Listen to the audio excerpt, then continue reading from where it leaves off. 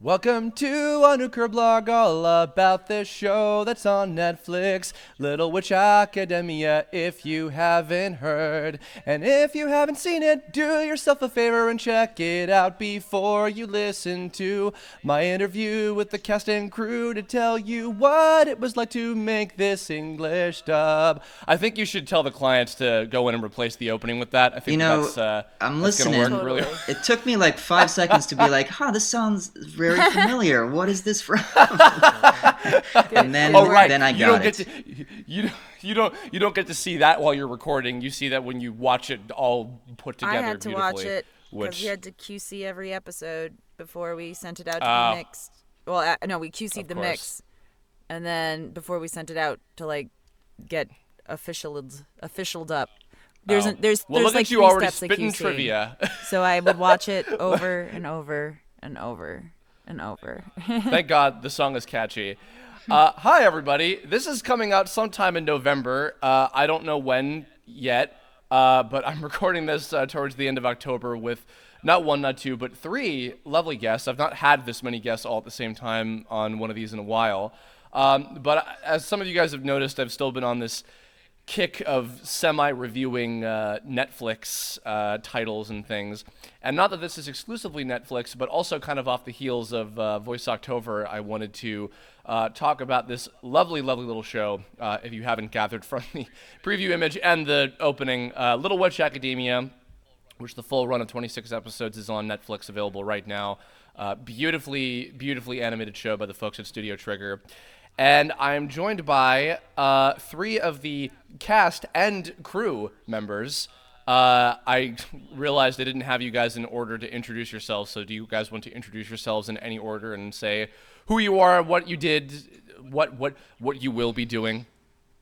I think Laura should go first. All right, Laura goes first. I agree. I am Laura Post. I was one of me and Lucien, so I'm sort of introducing you, Lucien, but whatever. One of the co-directors for the dub, and I also play Diana Cavendish in the dub of the series. I'm gonna just throw that out there, just because I'm still Diana in the movies, but I didn't direct the movies. And that is what I did. Cool. Well, I guess I'll go next. I am Lucien Dodge. I was the other half of the co-director of the directing team on the show, and I play Andrew in the show, and I also wrote a handful of the episodes. I can't remember exactly number-wise which ones, but I probably particular favorite was the Susie episode where they go in, Akko goes inside her mind. That was a particular one of my favorites. Yeah, that one. Well, when I watched that episode, and I remember having this conversation with Laura, she saw it first, and she was telling me how great it was, and then I watched it, and I said, "Oh, I want to write this one." Yeah, we also had to fight over directing hours on that one too. Yes, which all worked out in the end. But yes. So yeah, that's what I did. Nice. And hi. I'm Erica Mendez. I am the voice of Akko. I've been the voice of Akko since the OVAs, which is great. And I also wrote a good chunk of the series. I also forget which numbers, but I'm pretty sure, overall, I wrote most of it. Yeah, Erica was our Erica's head writer. Head writer, yeah. And you also wrote Nice. the finale, the last. Yeah, not the last 3 episodes, beginning the last and 2 the finale. For sure. Yeah. Yeah. Yeah, no, for real. It was funny. We're recording this actually the day after the lovely Martin and Mariana, our good friends, did the Card Games for Charity stream, and we were just talking about a little bit about the show, and I was mentioning that we were talking about anime that's made you cry, and I was reminded very recently that the finale of the show made me cry. But that aside, so I want to start at the very beginning. And you guys were teasing a little bit about this. So before we get into the series itself, I want to talk a little bit about the original OVAs. The second of which I actually still have not seen. I think I meant to watch it because they're also on Netflix before I finished the show, but just for some reason never got around to it. But I do distinctly remember when the original first Little Witch short came out and watching it, being absolutely astounded by the animation, and not even really thinking that, like, oh, this is probably one of those things that'll be lost to the ages. I don't know if it's ever going to come out over here, but me being my, animation buff slash snob was like, I'll enjoy it. It'll be my little secret treasure. And then I don't even remember exactly like how it came up that, like, hey, it's getting dubbed, and oh, now it's just out and it's here on Netflix and you can watch it. It's like, oh, and all my friends are in it. Whoa, what happened? How did this come about? So that said, how did you guys, because all three of you, I believe, were all, and you too, Lucien, I think, were also in the two OVAs, which you guys did not direct or write yet, but how did you guys come to be involved with those first two short films? Laura? A company that I work with a lot on a lot of different things was like, hey, Laura, we have this anime, and we have to, it's a real fast turnaround because it's going on Netflix, and do you want to be in it? And I was like, yes. I like working. And then it was also sort of like, you got some names you could throw at me, and I'm like, yeah. And I threw some names in the hat, and the director of the original shorts, she listened to demos and other stuff she found online and sort of cast off that. I don't think anyone actually auditioned for the original the original OVAs. I remember distinctly being like, Lucien's really versatile, because I was like, oh, it's like all girls, but I'm like, if you have any creatures or anything in there, because I hadn't seen it yet, Lucien Dodge. And then he got to play the mayor in Enchanted Parade, which was the perfect thing ever because he's still a amazing. favorite. It is. The mayor is my favorite character in Enchanted Parade. He's so good. He's such a silly old man. Yeah, he's hilarious. I do love your old guy voices, Lucien. Which are really, if you're familiar with the old audio drama troupe Firesign Theater, is really based off of an actor named David Osman, who plays this character named Catherwood in the Nick Danger Third Eye series. It was always very whimsical and comedic. Yeah. So you guys worked on, did you guys work on both of these like kind of in a row? Yeah. Were they both kind of like packaged together? Okay. Yeah, they came out at the same time too, I believe, on Netflix. What? Yes. Oh, yeah. They came out at the the same two time. OVAs, yeah. But they weren't made out. at the same Okay. time. No, yeah, they weren't made Enchanted- at the same time Yeah, yeah. originally, but they came. Yeah. We dubbed them at the same time. They came out on Netflix at the same time. Right. Okay. So had you guys, before you became involved with them, had you guys heard of them before? Had you seen them before? Did you know anything going in at all? Oh, yeah. I was huge into it. Like, when it first came out, the first OVA, I was like, Studio Trigger, they're amazing. I watched Kill la Kill. I was in Kill la Kill. I loved it. So I went ahead and watched it and was totally floored. And I think the following year they did an event at Anime Expo, and I, like, got all the merch that I could. I got a Studio Trigger shirt that had, Akko and Ryuko on it, and, go figure, years later I would be both of those characters.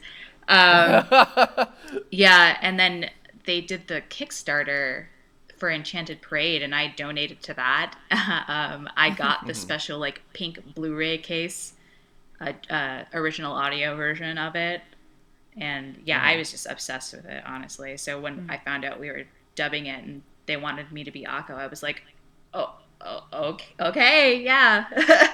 Not gonna say no. I mean, yeah, well, especially if there were no auditions too, like just getting that call Yeah. must have been a nice, like, oh. And actually it's funny because I forgot, I think I did also donate to the Kickstarter. I completely forgot about that.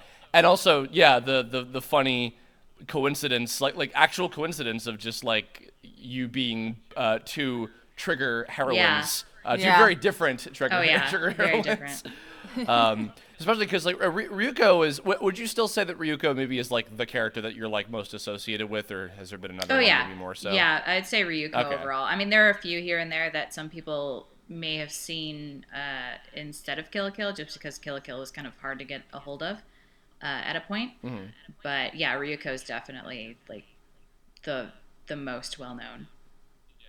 Yeah. Well, it's interesting too because I'll even admit I remember when I just heard what the cast was before I had actually seen the dubs of the two movies. I was actually surprised because like between a lot of the other people they had in there, I was like, oh wow, like that's not usually the kind of character that Erica gets to do.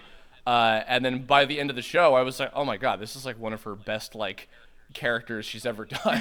Like, so then kind of moving into the show, and you guys getting to be involved with it. I mean, I don't know like how like massively complicated of a story that is, or how much you could even say, but like how did you guys all kind of collectively get to be involved with making the dub of the series? Again, that definitely originates with Laura. Going back to Laura again. So same person that directed the first two. I had worked on another dub for that company as a contracted director that I can't talk about and will probably never see the light of day, apparently. So that's just a mystery project that will remain a mystery project. But I had done that, and maybe like 2 or 3 weeks after wrapping on that, I got an email being like, Laura, we got the Little Witch series, and I want to direct it, but I don't have the time. Do you want to? And I was like, oh man, I just came off of that other show and it was so intense. And it was like, my entire time, it ate all of my time. Yes, I want to. But I remember saying, I want to, but I'm going to be bringing on Lucien like as 50-50 co-director because I can't do this all by myself. Again, I will die for a full series like that. So that's how and then she was like, great, so here's what you do. You're gonna hire adapters, and just like everything I did with the other show, the mystery show I can't talk about.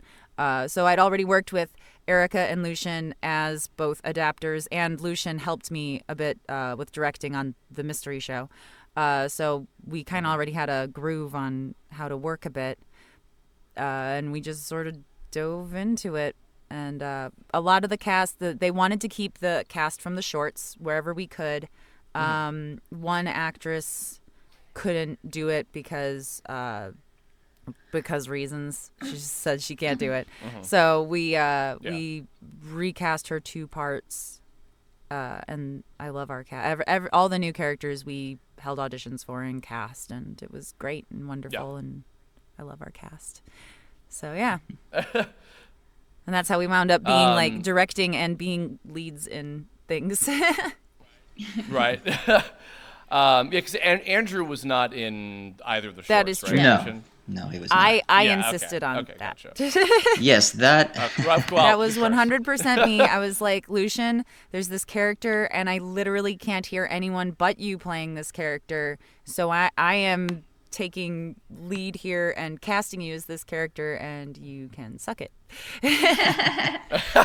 I can confirm that's just about how that went down. Yeah, he's like, but Laura, are you? And I was like, no, seriously.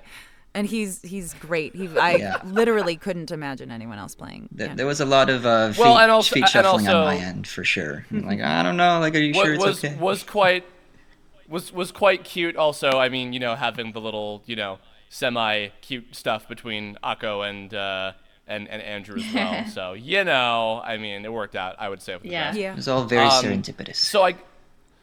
So you get given straight up 26 episodes to do. I mean, I don't know how much like you can disclose in terms of specifics, but I mean, I'm sure I can probably imagine, were you guys basically just like eating, breathing, and sleeping this show like while it was happening for whatever length of time it was? 100%. I feel like there are definitely times when like we're all really close friends, but there are definitely times when I think we wanted to rip each other's hair out and like choke each other over the process. There are definitely a lot of hardships. I didn't. Oh. Well, no, I feel like you would get aggravated a few times. Like, not like, but we're still friends afterwards, but it was very like, it was a difficult time. Like, none of us regret working on it. But we got so stressed out just how much we were putting into this show. Yeah, it was a very grueling process. They I don't have a problem saying that they were having us do it sort of in the style of a broadcast dub, but without the perks of like getting to see it right away. Yeah, without the perks of it being released like a broadcast dub. So we were doing the episodes pretty much as they were coming out in Japan, which is really hard when they're not telling you where the show is going. So when you're like casting characters, you don't know if they're going to come back. You know, the character that the Nightfall girl, Annabelle? I was like, she was in episode 4. I'm like, she could come back. There's still 18, no, there's still 20, whatever, more episodes. So I was like, yeah, she could come back, and then she never did. Same thing with like the dragon. I don't think he well, I like, mean, they showed visually they up, came back, but they never yeah. had lines again. Yeah. And then like Yeah, what was it, Wangari, the like Yeah, race Wangari, announcer but then she was, like, or sprinkled around. shopkeeper who never Yeah, had a that name, who just kept coming back, which was great because Tomar was fantastic as him. That was fun. He was Yeah. stoked Yeah, about that that made me too, happy. because he's a big Yeah. fan of the artist. Trigger. Oh the yeah, director. yeah, absolutely. Well, it's great because that was also that was the part that I at least thought. I don't know if either of you felt this way. I thought, oh, for sure this will be a one-off thing, and he'll Yeah, never no, be here. exactly. And- Like I didn't hold auditions for him because it's like, oh, it's just like a one-off little. I mean, he doesn't have a name or anything. It's just the shopkeeper. So I think Tomar would do great. And then he came back. I'm like, hey, Tomar, guess what? He's like, and I'd emailed Tomar being like, oh, so, he's probably just a one-off character, but there's not a lot of dudes in the show, and if you want it. And he was like, yes, I'm super stoked. And then he just kept coming back, and he was like in that big splash art at the season 2 opening. Opening, yeah. Yeah, he's at the end. He's there in the opening. I'm like, oh, shopkeep. That is, see, So you don't know what's coming, that is and funny. it's fun. I mean, it's fun in its unpredictability, but it's really hard and stressful because they don't tell you these things, So you're sort of having sure, to guess yeah. things. Well, we had to cast our villain off of like 2 lines, and she wasn't even physically on the screen, Yeah, and we weren't even totally my sure if she God. was the villain yet. yeah, So it was crazy. yeah. Well, I guess on that note, we've gotten 20 minutes in, and I kind of implied with the beginning of this.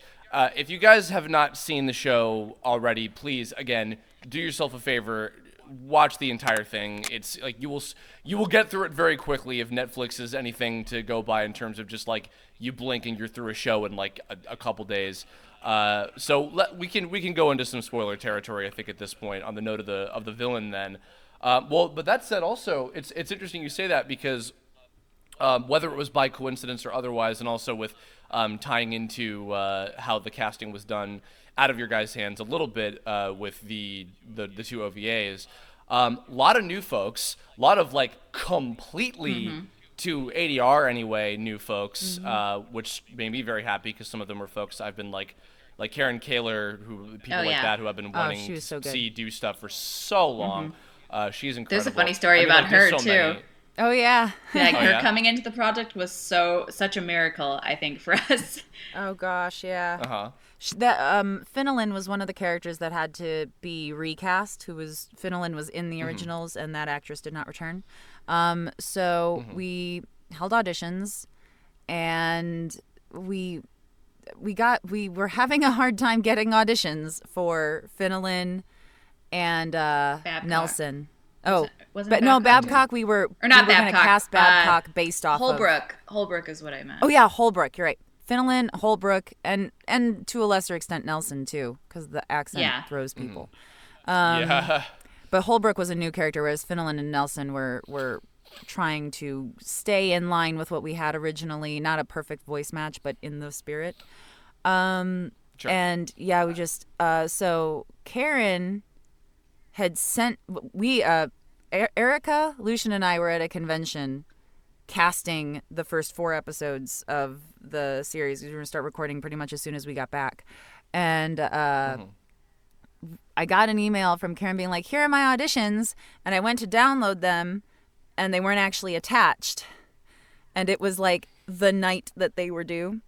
So I'm like, I emailed her back being like, there are no auditions attached to this. But apparently, as I had sent that out, her power went out over here back because we were on we were in the Midwest and they're all here on the West Coast. So it wasn't until like the next morning she was like, oh my goodness, here, I'm sorry, my power went out. And like, it was just crazy. But it ended up that we kind of had waited a little longer for some other reasons being busy at a convention Uh-huh. and other people needing to get things in, and but yeah, her Finland was fantastic. It was And then amazing also too, Kat- because Oh yeah. up till that point, like there were good auditions, of course. Like we had some very talented people throw in, their hat for it, but they it didn't wasn't really quite have right. the same. Yeah, like it wasn't quite. She was even though she didn't sound exactly like the original Finland from the shorts, she had the right like attitude and was definitely got the spirit of Finland, which was Oh yeah, I mean, because like Finland, I mean, obviously this show has a lot of like very clear kind of Harry Potter esque kind of things mixed in, but like Finland is like she's a character that could just fit straight into any Harry Potter movie, like flat Yeah. out. And Karen, like even not necessarily playing her British, but just like that attitude, that uptight sort of thing. It was so good. She's such an unsung like gem of this stuff that made me very happy to Yeah. hear her. And also Caitlin Galt, who is fantastic, and she's starting to do a lot more stuff now. Those of you who are fans of Kyle McCarley from Many Things, she's his lovely wife, and she's fantastic. Rochelle, too. I mean, Rochelle is Susie. Like, I mean, Rochelle, I've really not gotten to hear in a whole lot of other stuff until this. And, like, what a perfect character for her. Oh, she would Like- disagree. Not that she doesn't. She absolutely loves. Really? Well, just because she's so not like Susie in real life. Not that she doesn't do a perfect job as the character, because she's a really great actress. But like, when people think of Rochelle, they think of like, oh, she's like really bubbly and she laughs all the time and she like smiles and she's like happy and fun and funny. And then like Susie is like, a lot of times with Rochelle, like it would be like, bring it down, even less. Even less. You have to do even less than that. It was just because, Susie's just so self-contained. Susie's basically me. Like if I had Yeah. a choice, I probably would have cast myself as Susie, just because she's more like me than Akko is. But I mean, Rochelle does such a great job, and it Yeah, was a good she's great. challenge Yeah. for her and Yeah, a good I way love- to kind of bring her out to the world. I feel like. Yeah, I love her For sure. mushrooms. Well, it's funny you say that too, because I mean, at the same time, like Andrew, like I mean, Lucien, I would say you're not nearly as up your own butt as. Andrew, I hope not. Well, you don't and- have to live with them, so. and- I'm kidding. okay. Oh, Well, now, I mean, now we're dishing on the salt here. Now we're trading but no, bars. and yet like that character is like, oh yeah, that's totally like a Lucien kind of role. I mean, I would have that same thought process that you had, Laura, in terms of like, nope, yeah, that's a Lucien. Well, I part. remember when again Laura was really egging hard for me to the role, and I'm kind of shuffling my feet and like, I don't know, do I want to act in it as someone who's co-directing? Is that something? Would that be okay? Is it really right for me? And then I think I did watch an episode with him, and I thought, okay, yeah, I see this. I see I the wasn't reasoning. just giving my friends work, Lucien. No. You were literally the best person for that. No, I mean, but remember that- like Rochelle was like, yeah, that's like Lucien needs to. Like Lucien needs to play Andrew. And I'm like, I know. We need to convince him to take it. Yeah. Well, I like similarly. It's like actually, it was interesting because Laura, I think you and I have talked about this maybe like off like a while ago. But like when people like think of you, especially like fans, when they think of you, it's weird that they tend to think of like the Rockio, like those like older. I think you made like a Mary Elizabeth McGlynn kind of comparison, like those kind of characters. Diana to me is much more of the type of thing that I usually see you for, and not just because also she was a younger character too, but just like attitude-wise, I was like, oh yeah, totally, that's up your alley as well. And then again, and then on the opposite end, like with Akko, because that was so different from the stuff that I knew you for, mostly Erica. That was nice to see. You get to be like ridiculous and over the top and goofy, Yeah. like all the time. Yeah. Well, on the note of also, so by the way, for those of you who don't know what we mean in terms of broadcast dub, like it's also quite similar to the way a lot of the like Saturday morning, Pokemon Yu-Gi-Oh type series are done, where it's like, okay, we got an episode or two, or maybe if you're really lucky, like three or so, to do all kind of in a batch or whatever. And even then it's like, okay, we bring in, because usually when we're doing like a series, we'll do like a batch of episodes because we have enough material to do depending on, what's going on with it. But if it's like episode by episode, it's like in your guys' case, and this is what has to happen for all directors doing dubs for any of these kind of shows, where it's like you get it as it comes out. You're Yep. kind of experiencing it almost the same as like just a fan watching the show in general. Yep, pretty much. So, And we're not Well, getting I any mean, hints or so- clues or anything. We're just getting the raw translations to work with. So like they don't tell us, oh, this character is coming back, or they don't tell us it's a believing heart is your magic. Yeah. Or yeah. we just get a translation and the raw video, and it's like go. I remember slight spoiler, episode 22. At the end of it, I watching it in Japanese without a translation yet, because I hadn't gotten the translation in. I just gotten the raw footage. I was just like bawling. It was that episode is so good. I won't. Oh, was spoil that it, the but- Ursula reveal thing? Yes. Yeah. Oh yeah, that oh one was yeah, rough. yeah. It's so good. That episode is just so intense. Yeah, another shout out, Alexis Nichols, who I'm assuming is also new to anime. I think maybe? Little Witch was her But she was first. really Yeah. good. She was Okay. came over from the first two. I think she does do a lot of dubbing, because that's how the people that were cast in the first ones were cast, because it's a company that does dubbing. So, but whether or not it was her first anime, like from Japan, I'm not sure.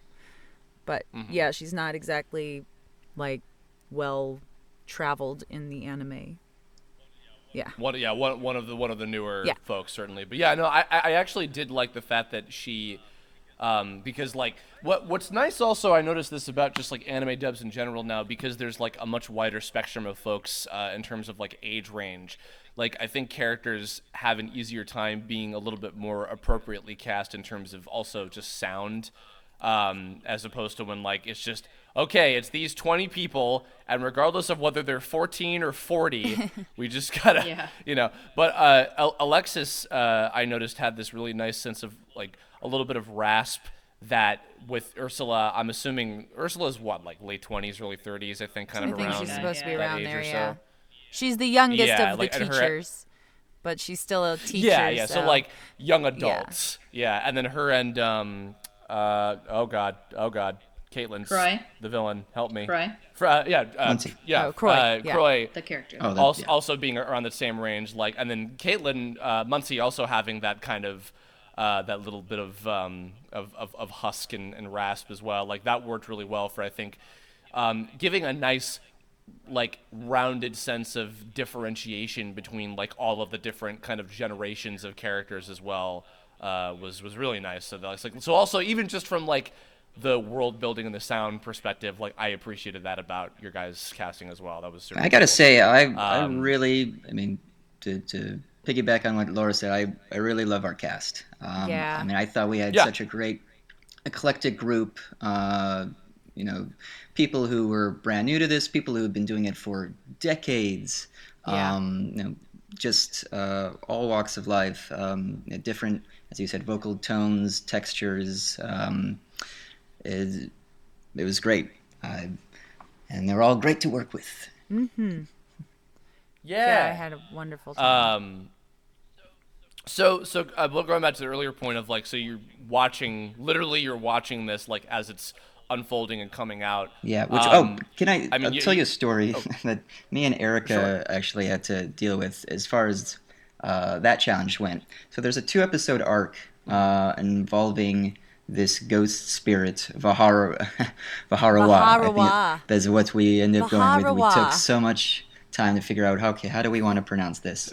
And I think, Erica, you wrote the first episode in that arc, and then I wrote the second. And it was in the second Near the end episode- of the second episode. Yes, that we saw a plaque dedicated to the spirit with the names spelled out, and I think it had been mistranslated or spelled differently in the previous episode or something. Yeah, the translator had it as like Bahaloa. Yes. So it was we like had been- B-A-H or J, I can't remember, but B-A-H-A-L-O-W-A. And then the plaque was V-A... Oh yeah, Jarois. something like that. Yeah. So we had to. I forget if we had to like retroactively like fix, adapt the scripts or anything like that. Or I think it was just maybe more the pronunciation. Where Yeah. like, oh, we thought it was going to be pronounced this way, and now on like the last possible moment, we have to reorient ourselves yeah. and figure out, okay, what is it actually? So there's a just Yeah. one example of the fun challenges you encounter when you're doing stuff kind of in real time. I'm sure the Latin-esque spells probably were not the funnest thing in the world to deal with either. Yeah, Laura, did we have to change? I don't think we actually None of changed our many of spells those. had to get changed. The only thing that had to change was the Forbidden Forest and some of the classes' names. Oh yeah, because some of the translations with like the R's and the L's in Japanese, like we would go a certain way because it sounded Yeah, too and, like, Japanese to us, Yeah. and then eventually they'd be like, no, we want it this way, and we But were only like, for the okay. first volume. I don't think we ever got anything for the second volume. Mm. But Okay. yeah. So like we originally had we had gone with Arcturus as the forest. And then they were like, no, it needs to be Arcturus. So we had to go back and get everything with an Arcturus instead. I think that was the only That was the only that major the one. big. I think that was the biggest one. I think there might have been Yeah. another one that was like slightly bit like flight magic or something like that, yeah. So where there were a few, Okay. but most of them were one-offs for the most part. We did okay overall. We caught that kind of Blightenbury stuff I before know it became a happens problem. here and there. Because yeah, also since thankfully in a weird way, the show, all the text was written in English, so sometimes we'd get a hint on what they meant because the word of the place would show up in English on screen, like Blightenbury, which would be Brightenbury, which you would think would be Brighton, because we think of like Britain and stuff, and we think of like Brighton, Brighton, but it was Blyton. So we were like, all right, we know what you actually want us to say. Cool. Yeah. So yeah. Although you guys probably had much less of a headache than like other shows where like, oh, but it's spelled this way in English in this one guidebook, but it's written this way in the anime in this one episode that may or may not have been what the creator intended, and it's like, whatever, it's just this one, I guess. But what I was going to say earlier, so in regards to just like watching it unfold, like as you're having to work on it, like obviously you have the surprises that pop up here and there. I know that you guys were addressing a little bit of the stuff about the quote unquote a believing heart is your magic compared to what you guys went with, which I personally think works. I think it perfectly still fine. works. I do. Yeah. I defend that adaptation. Ours was a valid choice. I do. Yep. I do understand the dilemma of it's like, oh, because it's like directly related to this plot point, Which and we it, like, didn't has to know do with until how we it didn't. works. Yeah, we very didn't end. know. Yeah, It literally wasn't until exactly, episode yeah. 23 when that card is revealed that we were like, Yeah. oh. And by the time we were at Yeah. episode 23, episodes 1 through 13 were already up on Netflix, so Yeah. there was no changing those. So we Yeah. had to just stick Yeah. with the horse we put our money on. Yeah, one of the lack of perks of doing a broadcast dub where we got to go back to episode whatever and fix this, and we could just re-upload the file onto the site, and no one will ever know. Yeah. 'Cause sometimes even that would happen, believe it or not. But nonetheless, so I keep getting off topic from this. So you guys have told a couple stories about like moments that really impacted you a lot, and like episodes. Ooh, I want this one, or oh, I want to work on this one, or whatever. And any other like particular things, like particular favorite characters, moments, episodes, things like as you were kind of going along with the show, continuing that really stuck out to you, like whether you were directly involved with writing it or directing it or just voicing it or otherwise, that were some of your favorites. Oh. I mean, I don't want to. I don't want to pick favorites, but I'm going to totally pick my favorites. Okay. I mean, as I said, I loved working with our cast. We had some really great guest stars on our show, and the gentleman who played the skeleton. And I think it's episode. I'm gonna 5. 8. Is it 5? All right. 5. I'm pretty sure skeleton is 5. Is he 5? All right. I wanted to say 8, but 8 is Doesn't- Susie. It doesn't oh, that matter. is right. Not Yeah. 8. There's Yeah. only one skeleton man. Exactly. Yeah, but true. he was such an eccentric, just wild and crazy character, and the actor who played him was just consummate pro and did such a great job, and I just had such a great time collaborating with him and just going nuts and finding all those kind of comedic colors to the scenes and moments. That was a lot of fun. Yeah, that was a good episode. I mean, that was a good. I didn't get to direct. That was all you for Skeleton Guy. But I remember when we were QCing it, I'm like, oh my gosh, I didn't know if I really liked this episode when I watched it in Japanese, but I love it in English. So. I did also enjoy your arc with your slight amount of daddy issues. Oh yeah, he with he your sure dad. had He those. Yeah, he was not a nice guy until like the very last episode. Yeah, where he was spoilers, just he kind came of, around. okay. His heart softened. It became 2 sizes yes. larger. Laura, I did enjoy your family members. Oh, yeah, Your they were- very nasty. They were great. I had fantastic family members, and I love all of them. Yeah, I actually that was a treat too in terms of guest stars. Jessica Strauss I've not heard in some new anime stuff in a long time, and She was great, and she was really She fun was to work with. super mean, just dripping with Yeah. evil. She did a really good job of like the two-facedness of like, oh no, but I'm being so nice to the people I'm trying to impress, and I really, really hate you. Like, I really liked that. Was that one of you? Did you also direct those? Yes, Lucian and I worked on. It wasn't like, oh, this was my episode, I did it all myself. It was just sort of how schedules worked. Oh, okay. So I Gotcha. directed. Did I direct all of Jessica? Yeah, I'm pretty think I sure. directed all of I believe so. Jessica. So I think I sat in for her, like the yeah. first hour or something just because I was really excited to hear her in the role. Yeah, that's probably it. You directed all of Sarah, Yes. and then Directed I directed Dorothy. I think, if I remember correctly. Yeah. Yeah, that was those are so. That was, She, what, in like 2 or addition to 3 playing episodes playing one back-to-back? of the cousins, she also played my real mom, and she sounded so sweet. I did notice And that. I loved her as Yes, I loved her I as did. my real mom. Her real mom, who has the same name as my mom. Oh yeah.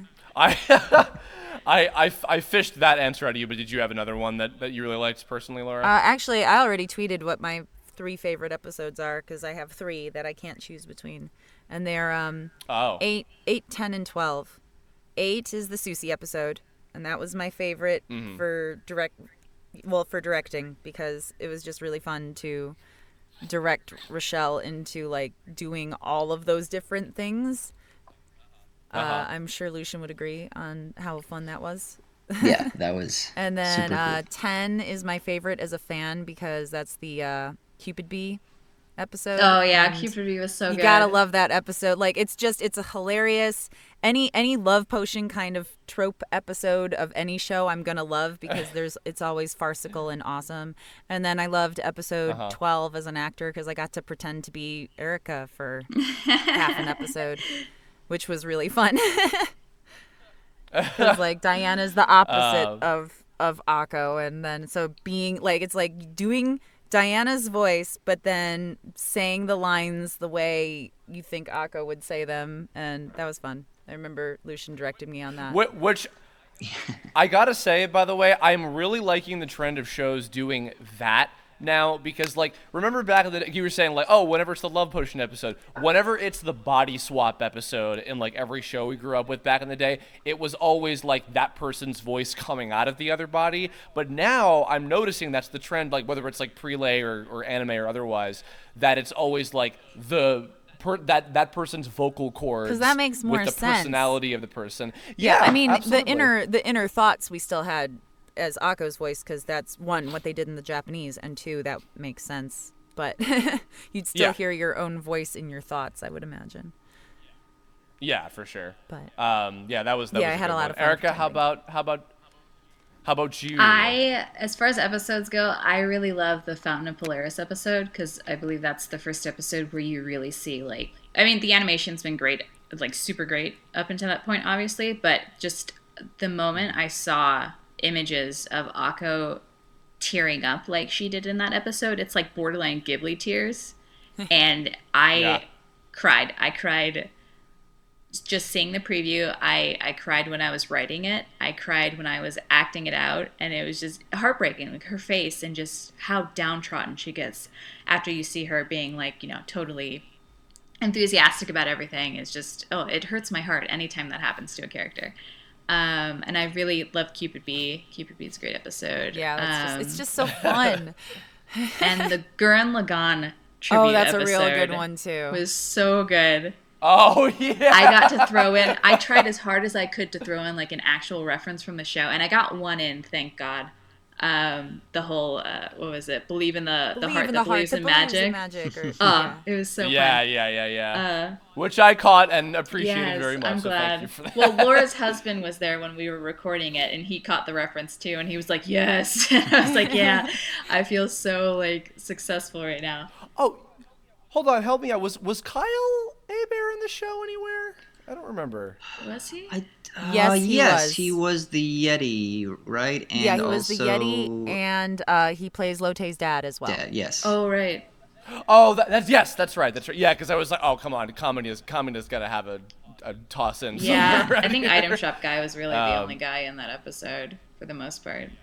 Yeah. Unfortunately. Cool.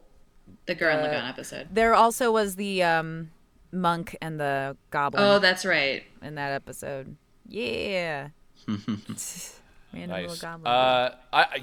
Weirdly, I mean, I love all the ones you guys mentioned. It's hard to pick a specific favorite. Weirdly, just in thinking about like finishing it up recently, I do really love the last like batch of episodes, like the big kind of final. Not even necessarily final battle, because it's the battle itself is actually pretty short. More of just the final threat and everything, and that without giving everything away, it actually is. I don't know if you guys agree with this. To me, it felt actually very Dragon Ball-y in that it's that like, okay, everybody has to work together. Everyone has to put aside their differences to stop this world-threatening holy crap thing happening, etc. Which I love, and then like just the conclusion to it was I was tearing up, and it's a good end to it. Like a lot of series I feel like don't end very well, but that one I think had a good ending to it. It is perfect. Yeah, no, and even the like after, or I guess like mid credits kind of little cute sequence with everybody hanging out too was just very satisfying, like very good, like nice run of the whole thing. Trying to think of. I've got one more last little, because we've been going for almost an hour now. One more last little thing. Other than obviously, I'm sure there's very much attachment to the one that you guys voice. But favorite character in the entire show other than your own. Susie.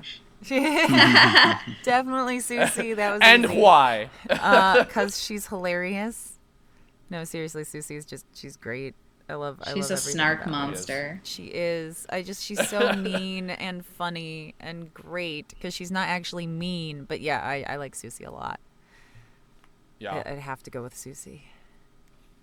Oh man, of the core cast, I would probably say Amanda, just because she's more of like my kindred spirit. Well, Susie is too. Like, Susie's definitely. I'm a mix of like Amanda and Susie. I feel like personality wise.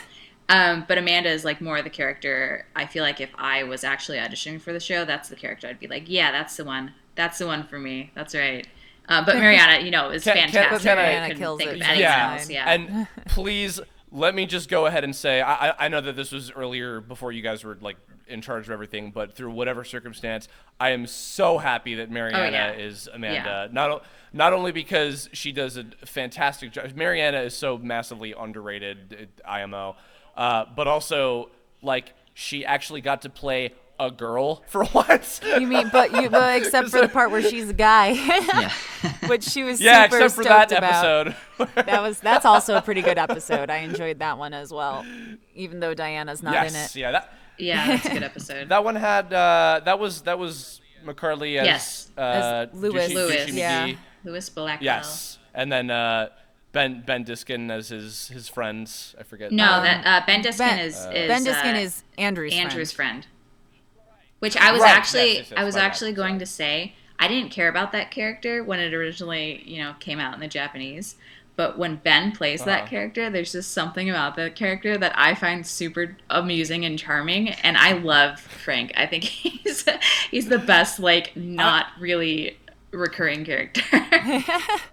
What is it about Ben? I mean, everybody who listens to the Kirblogs know that Ben is like one of the nicest, sweetest human beings you'll ever meet in your life, and yet he is just so good at playing complete assholes. Frank's not an asshole, Frank though. is great. I love Frank. I really He's like wish the dopey that best Lotte friend. would go on a date with Frank, even though she told him no. Oh.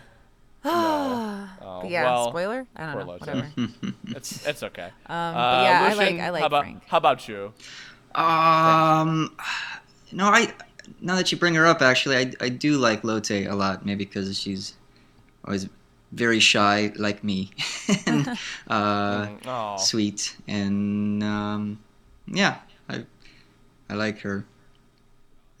Yeah. Yeah. Stephanie.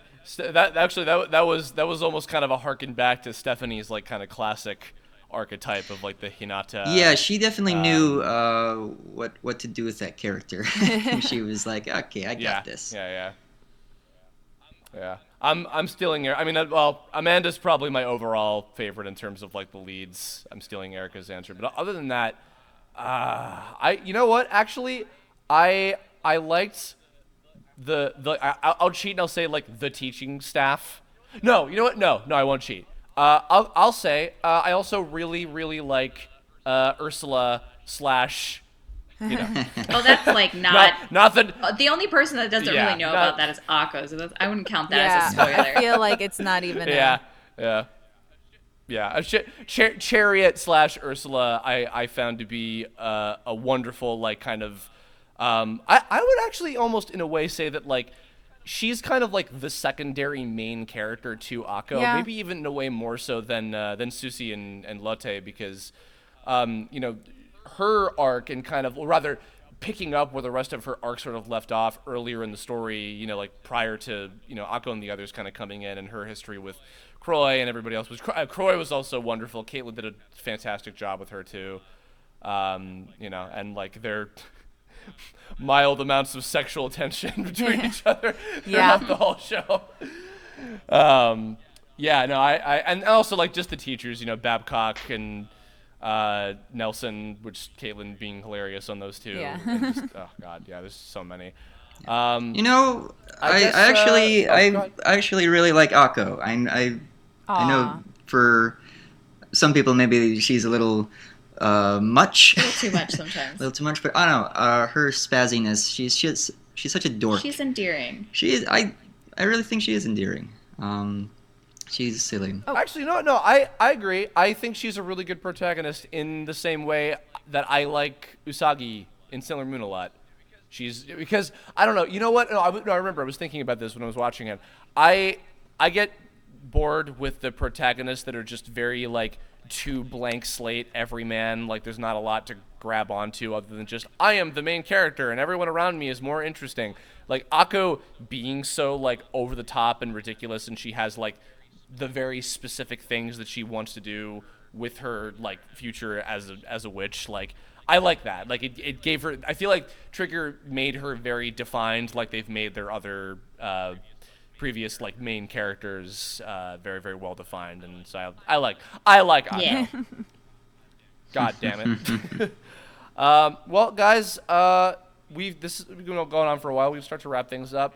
Any, I guess, last words you want to share with anybody listening who has watched the show, whether they've watched the dub or otherwise? Any last couple things you want to put out there?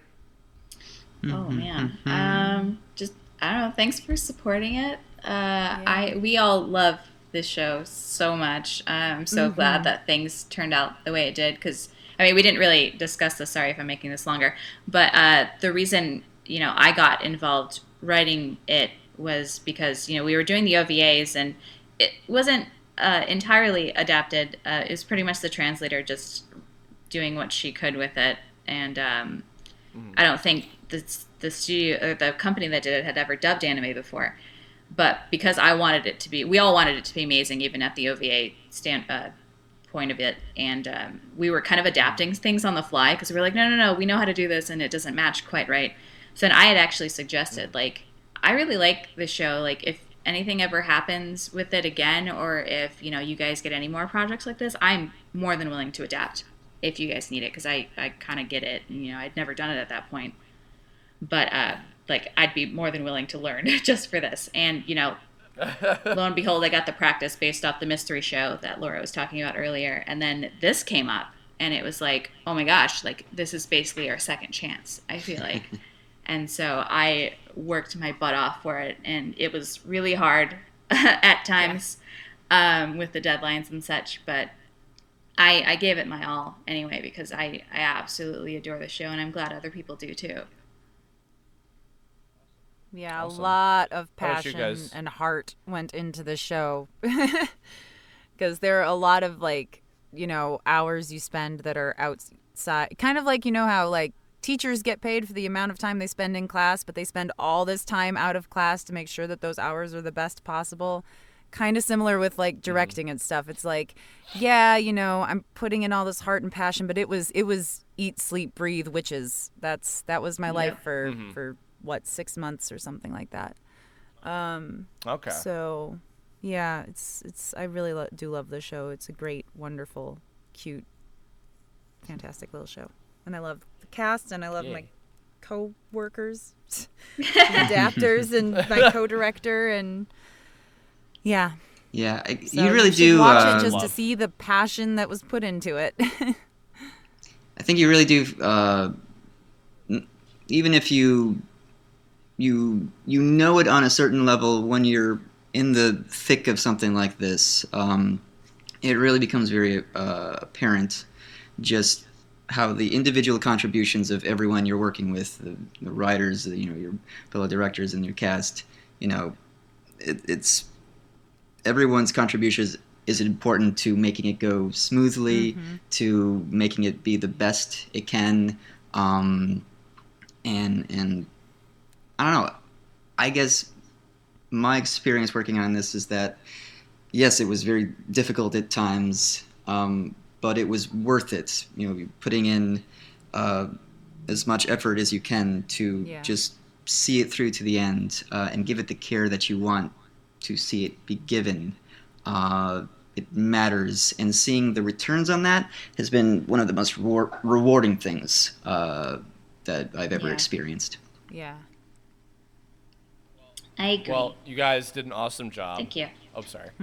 Yeah, and I certainly hope that another opportunity for you guys to form another dream team on another anime or something. Yeah, here's hoping. In the future would happen. Yeah. Legit. 10-10 would do again. That's gonna wrap us up. Everybody, thanks for listening. Thank you guys for joining me. Y'all want to plug your Twitters or Facebooks or anything you like in terms of what people can keep up with you on? My Twitter is @LauraPostVoice. There you go. That's really all I got. I don't have an Instagram, or I have a Facebook fan page, but you're gonna see the same stuff you see on Twitter, so Okay, no problem. Yeah, Twitter's probably my go-to place. I do have a Facebook fan page, but I basically only post announcements on that. There's a lot more content on Twitter, so you can find me at Sunderica, Tsunderica. And you can find me at, wait for it, Lucien Dodge. It's a real some tricky of us one. are cool enough that they Lucien can Dodge. get their actual names, but some of us aren't. So. What are you talking about? There's totally like 500 other Lucien Dodge totally. in the world. For sure. You don't have to be Lucien Dodge VA, Lucien Dodge VO, Lucien Dodge Fox. You don't have to put up with that shit. No, I didn't even need a stage name. People ask me if that's my stage name. All right. No, it's not. No. It's It's just really your just really my cool real legit name Lucky enough because to my be born with parents that are cool super name. cool. Really cool, really name.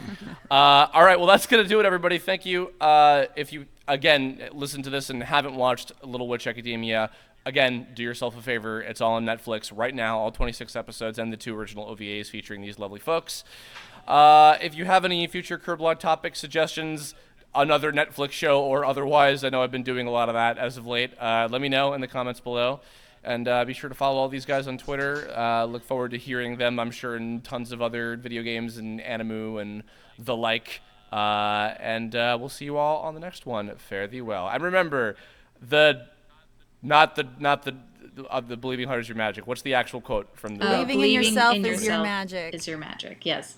Believing in yourself is your magic. Do that forever, or I will pierce the heavens with my drill. Bye, everybody.